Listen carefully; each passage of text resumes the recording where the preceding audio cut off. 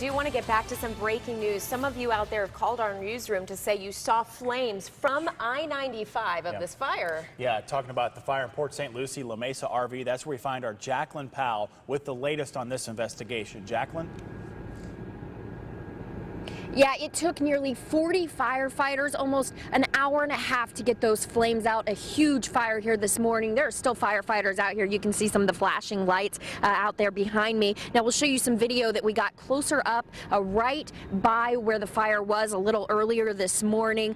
Several RVs completely ruined, 5 or 6 of them that were burned down. The building behind them also completely burned down on one side as well. And then we're told that several other RVs that were just nearby that didn't even get touched by the flames. They also have melted headlights, melted paint. Some of the sides are completely melted because it was that hot and the fire was that big. Now, when firefighters got out here this morning, they say that there were flames over the roof of that building. You can see it took firefighters again about an hour and a half to get everything out because the fire was very dangerous. Inside of those RVs, there were propane tanks. So there's also gas. That meant that firefighters had to stay a little further back. They couldn't get right up to those flames at first. That also just made things take longer because it is harder to put a fire out when you have that going on. There were also several explosions. They're not sure if those were tire poppings or if it was from the propane and the gas, but a very, very hard fire to put out this morning.